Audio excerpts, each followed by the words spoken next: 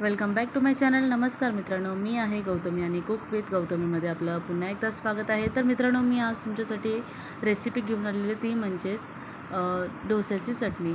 तर डोस्याची चटणी म्हणजेच नारळ आणि शेंगदाण्याची चटणी. तर झटपट कशी बनवावी, एकदम 2 मिनटात सहसा बनवून होणारी ही चटणी आहे. तुम्ही देखील ट्राय करा आणि रेसिपीमध्ये सामील करा.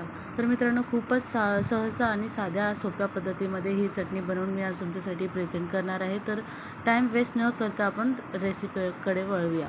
तर चला आपण रेसिपी स्टार्ट करूयात. सर्वात प्रथम मी इथे घेतलेलं आहे मिक्सरचं भांडं. डायरेक्टली आपण चटणी बनवणार आहोत. इथे मी कोकोनट घेतलेलं आहे, ओलं खोबरं घेतलेलं आहे अर्धा तुकडा, तेच बारीक चॉप करून घेतलेलं आहे. त्याचबरोबर मी 2 ते 3 चमचे जे आहेत शेंगदाणे घेतलेले आहेत. प्रमाण हे आपल्या क्वांटिटीनुसार घ्यायचं आहे. फक्त ध्यान ठेवायचं आहे की आपल्याला याच्यामध्ये जे आहेत लसणाच्या पाकळ्या थोड्याशा जास्त ॲड करायच्या आहेत, जेणेकरून जे आहे चटणीची चव खूपच उत्तम बनते. तर इथे मी शेंगदाणे त्याचबरोबर खोबरे आपल्याला सेम क्वांटिटीमध्ये ते यामध्ये ॲड करायचे आहेत. आणि लसूणच्या पाकळ्या 4 ते 5 मी लसणाच्या पाकळ्या घेतलेल्या आहेत अख्ख्या. त्याचबरोबर मी इथे कोथिंबीर घेतलेली आहे.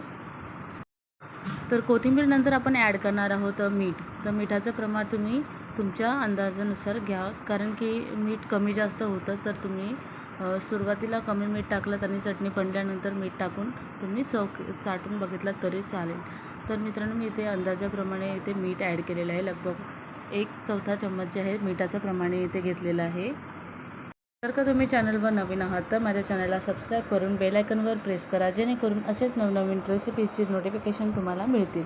तर मित्रांनो, खूपच साध्या आणि सोप्या पद्धतीमध्ये झटपट रेसिपीज मी तुमच्यासाठी घेऊन येते. तर मला थोडं सहकार्य करा, जेणेकरून माझं चॅनल जे आहे पुढे ग्रो करेल.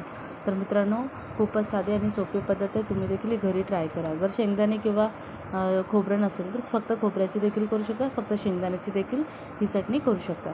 जर तुम्हाला कच्चे शेंगदाणे हवे नसेल तर तुम्ही यामध्ये शेंगदाणे जे आहेत भाजून देखील ॲड करू शकता.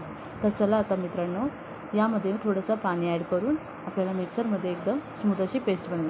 त्या अगोदर आपल्याला यामध्ये तिखट ॲड करायचं आहे. तिखट म्हणजे तुम्ही हिरव्या चटणीचे हिरवी जो आहे आपली मिरची देखील ॲड करू शकतात, किंवा तुम्ही जर घरामध्ये लसूण आणि हिरव्या मिरचीचा ठेचा बनवून स्टोअर केलेला आहे तर तो देखील ॲड करू शकता. इथे ऑलरेडी हिरव्या मिरचीचा ठेचा होता, म्हणून मी 2 टेबलस्पून ॲड करून असा पेस्ट बनवून घेतलेली आहे. खूपच झटपट आणि साध्या सोप्या पद्धतीमध्ये आपली इथे खोबऱ्याची आणि शेंगदाण्याची डोस्यावाली चटणी जी आहे ते परफेक्टली बनवून झालेली आहे.